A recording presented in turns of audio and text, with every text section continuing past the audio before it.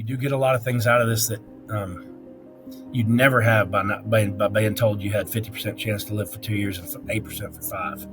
And you smell the trees more. It's not a lie. Food tastes different. Of course, it does when you're on chemo too, but it's a different experience. My name is Jay. I live in Southlake, Texas, and that's right in between Dallas and Fort Worth, right in the heart of the Metroplex. I was diagnosed with stage 4 cancer, colon cancer, in 2013. First symptoms that, like most men, you ignore. I didn't ignore them. I showed a little bit of blood in my stool, and it was just intermittent, wasn't very often. And of course, I was 43 at the time. Now I'm 54. And so I did call a doctor because, being an ex-athlete, I used to get physicals all the time in August. And he said, yeah, just why don't you mention it at your physical the next time you go in and just let them know. But he just told me, so there's lots of things once you turn 40 that start happening. It could be any number of things. And if you're not feeling bad or noticing I didn't have any fever or weight loss or any fatigue at that time. But a couple of months later, it was evident something was wrong. And I called him back again, and he told me, here's where you go. You're going to drive straight there. I'm going to get you a scope. I was admitted because they did a CT scan. Once I went in and had when he wanted me to get a scope, they obviously have some protocol for that to make sure that's necessary. And so the ER it was late at night, and the ER did a CT scan on me, found a mass, scheduled a scope, colonoscopy, for the very first thing in the morning, the next morning. You did as much prep as you could, but given the time of the night and when they scheduled the scope, they just said, we need to try anyway. So my prep probably felt like it went well, but it didn't go as well as planned because obviously there was blockage in there. And so that scope not only yielded the tumor, but it yielded the fact that it blocked my prep. So that began the next phase of, okay, you've got it. We don't know how bad you got it, but we need to get you a specialist. Again, being the ex-athlete, I'd had my knee scoped one time, and back in my day, if you woke up from a scope on your knee, that's why I keep saying that term. If you wake up and see it's been about an hour later, you know you're good. I woke up and it had been about 2.5 hours, and I said, that's not good. And then outside the curtain, I heard the charge nurse ask someone if somebody had notified my wife. And that I knew that's not good. Otherwise, they'd be letting me know, hey, here's your protocol call for going home, and here's what we want you to do to follow up. But I just knew when I woke up something was bad. We didn't know at that time. But, luckily when they did the colonoscopy, they actually, took tissue and were going to test it. They knew what it was. They'd seen it before. I'm already started to kind of go into that shock and awe that I didn't even know I was in. But that's a couple hours later, a doctor had come in. I was admitted to a room because they knew that they were going to schedule surgery. So I did have somebody come up, recommend a surgeon for me, actually a couple of different ones. And they said that this is a mass. We don't know if it's protruded yet, the wall, which I would find out later what those repercussions were. But at that time, they said there's something cancerous in there. We just don't know how bad it is at that time. But we need to schedule you for a colon resection as soon as possible. But they needed to notify the specialist of what the pictures they'd taken, the scans, and all of that to determine kind of just the logistics of what type of procedure I would have. And the location was what I found out later was very key for me because I'm using layman's terms, but it was high enough. It was not too high and not too low in two different organs between colon and rectum, to where he was 50-50 on if he thought he could go in orthoscopically and do it without ending up with a colonoscopy bag. He took a risk and said, but it's a good risk. And so I'm jumping ahead. But when we ended up doing surgery 2 days later, he was able to do it with a full scope with me not having a bag, which really freed up. At the time, I didn't know this, but as far as their plan goes and being young and having no other existing conditions or health problems, it allowed them to really do an attack on a full plan that a bag would not have allowed me to do. And I don't know those reasons because I didn't have a bag and didn't ask. I just liked the idea that they felt good about what they had done.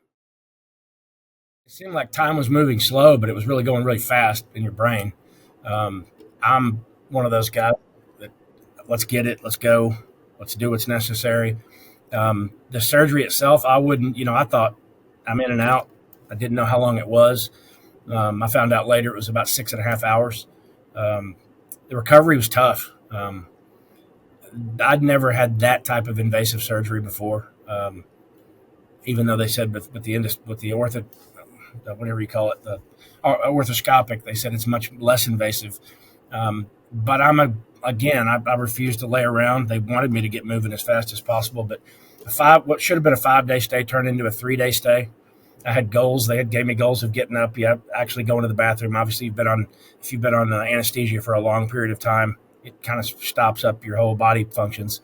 And so I showered that same night that I had the surgery, and then they said if you can start doing laps around the hospital floor, and told me where the popsicles were to the freezer. So I had a goal of however many laps I needed to get done to move on to my next phase, to graduate, to get out of there.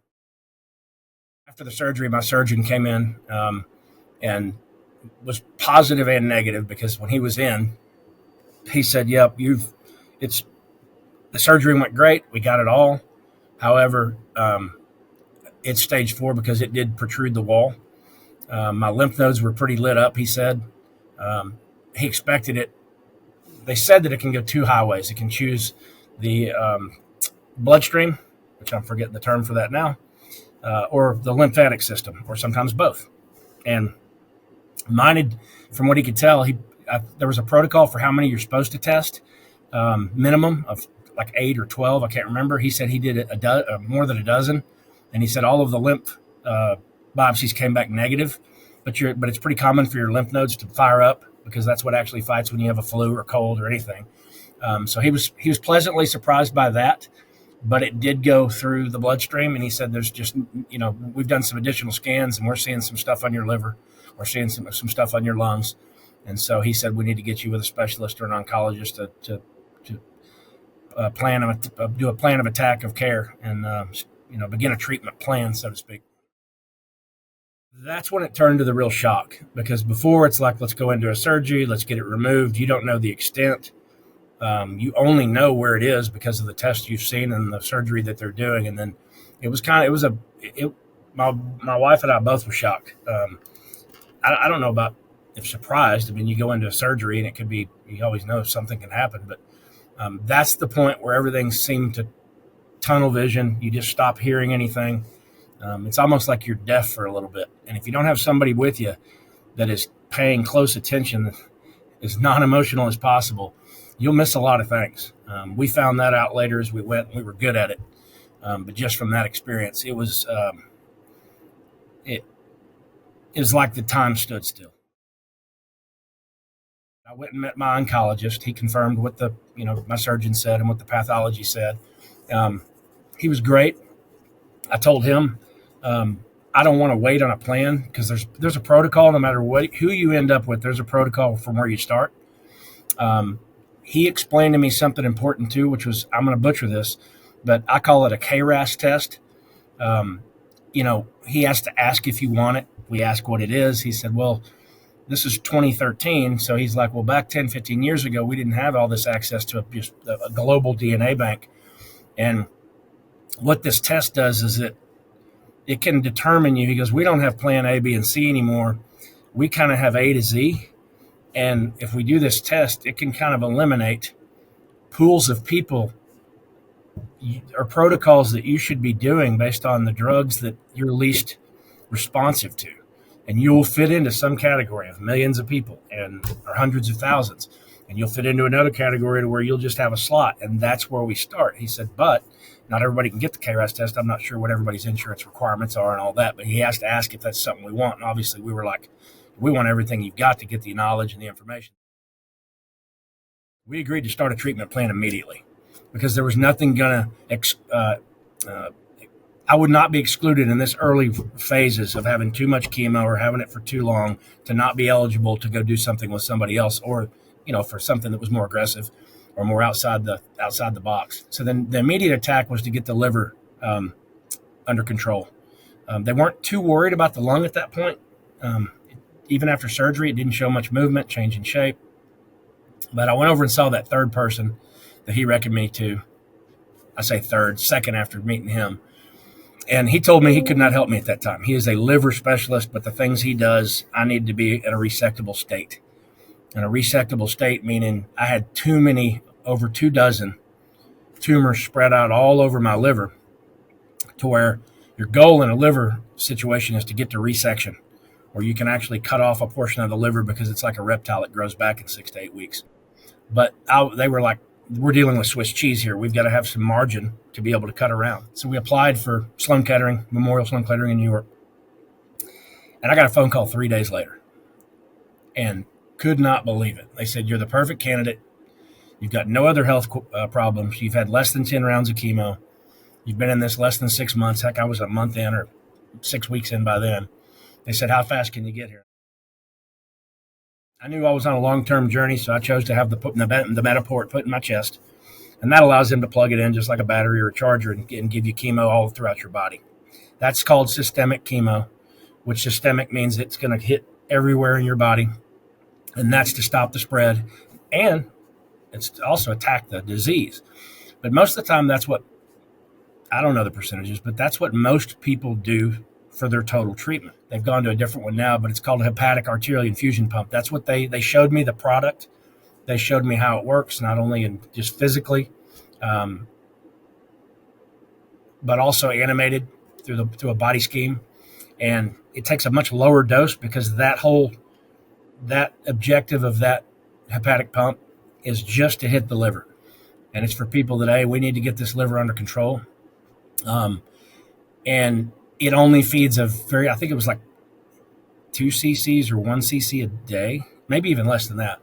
It's only filled once a month with drug, but every 2 weeks when I had my systemic regular chemo, they would flush it out, put saline in it because it never stops. So we made a plan then for me to schedule my chemo back locally, stay on track, then schedule my surgery back up in New York for, I think it was December, and a couple of months later, to all coincide with where I wouldn't come off my chemo sessions unless my body was reacting to the chemo that wanted me to take a break off the chemo, which it didn't do. Everything kind of went like clockwork. My chemo began to, for lack of a better term, it became to suck more and more. Fatigue, energy. You go 4 rounds of this stuff, this irinotecan, 5-FU, full fury, and they told me that I'm not holding a clear glass, but they told me that if I was holding a clear glass of water like this, and I'm looking at it and I see it's clear, when I drink it, even though I'm looking at it, it's going to feel like I just took a scoop of sand from the beach. Craziest thing I've ever experienced. And it is, if it's cold, sorry, I should say that.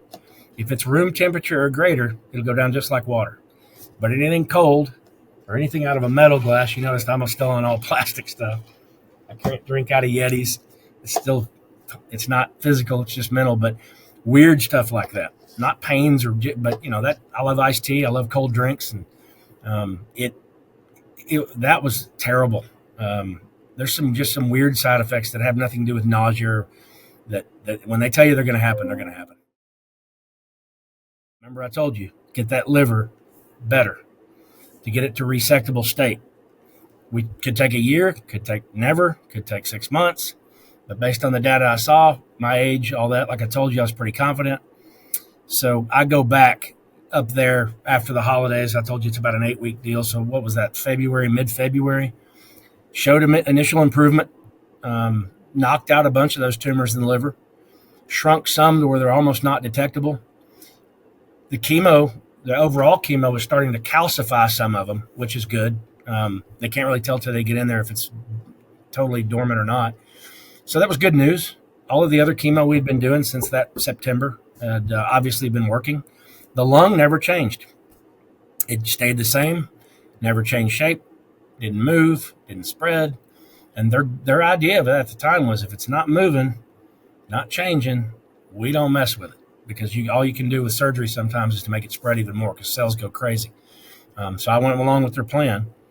And about another 8 weeks later, I'm back up in New York. And they said, we've knocked out enough of these. We think we can resect the liver. So about 8 weeks from when I had that pump in, it may have been 10 because my schedule got off I know it was late spring going into before summer.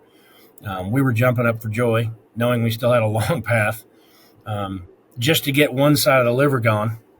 They couldn't take a few out on the other side of the liver because they were in too precarious of dangerous spots around arteries. Their plan for that was, let's resect this, see if we did any damage, caused anything to spread with this resection, and then we could always come back and do ablation on the remaining spots if all goes well and successful. So when you're asking about number of surgeries, there's just a layer that hepatic pump started. So that third major one would have been when I went back and had my liver resected, was they take 45% of the liver off within 6 to 8, 9 weeks. It grows back. Then we find out 2 months later, as I'm going through chemo every 2 weeks locally. We go back, find out, like I said, that thing is resectable. We have that liver resected. Go ahead in about another 10 weeks. It was good news. Everything's lung was still there. Nothing changed. But now I'm down to that. Nothing had grown back from that resection other than those 3 major ones that were on that other side. So they said, hey, good news and bad news. The good news is that you got to have another surgery. The good news is about these surgeries, these ablation surgeries, you can walk out the same day. So we set that up for a couple of months later, hoping nothing would change. You're on pins and needles the whole time, but in a positive direction. This whole time too, my body's breaking down. I'm feeling pretty bad with chemo. It's taking a toll. But when you're on a positive progression, I imagine I would have felt a lot worse, kind of like losing a ball game and being sore, or winning a ball game and being sore. I imagine I'd have felt much worse had I not been headed in the right direction. We went back up, had the ablation done. They could do 2, they couldn't do a third because of the location of it. They still didn't feel confident about that. So then there are some things that came back after that. And I know I'm jumping ahead a great deal because this went into late 2015, where some things would come back and they would ablate. And that's what kept me on chemo so long too, is that every ablation I had, they still said, hey, there's a protocol for how long we need to, let's make sure you're at least 6 months out without having anything come back before we change up your chemo schedule, of which they did. And they changed the type of drugs they use because I was in a better place than I was in August of 2013. That my protocols changed. The types of drugs they gave me changed. The types of drugs and their side effects were different. Some better, some worse. But by the time we got to the end of 2015, that's where I had to go through, even though I was clear, I had to go through chemo through the spring of 2016 because I needed that. I had to have that window where I didn't show anything coming back. And then they would just put off my scans to be longer and longer. Instead of 2 months, it could go 3 months. Instead of 3 months, it could go 6 or 4. From 4 we went to 6. This went over for years. All the way up to now. Not now. But up through 2016 was the last time I had a treatment. Since 2016, that's been a whole another chapter that we didn't expect. You just figure out you just plug right back into life. And I'd never really paid attention to the mental aspects of going through what you go through. And in 2016, to probably all the way up to almost COVID, I got some help with it because I never had the why me until it's never over. I'm superstitious with that, but usually the why me is when you get diagnosed. I never thought about that. It never even entered my mind. I just said, what do we need to do? Let's make a plan and let's do it. But I had a lot of why me because I'd seen a lot of people around me pass away that I got really close with. And I wasn't ever into support groups or things like that because I thought it'd make me feel more depressed instead of on a path of, being positive. And if I felt guilty too, because if I was on a good path and somebody wasn't, even if I wasn't close to, it's kind of hard to act like that and be excited when somebody else is going through something that's not, because you spend a lot of time in those rooms, 2 to 5 hours sometimes in those chemo chairs with people in every different phase. And there's kind of a group of you that's kind of got to know each other since the beginning of whenever they began, but really a bunch of people around me that all kind of got it at the same time. And there's only a couple of us left. And when that happens and you're not part of that locker room anymore, I know it sounds stupid and sounds ridiculous, but there's you start wondering, why am I the dude that survived the plane crash? If that makes any sense. And it's not grateful. It's grateful, but it's a weird.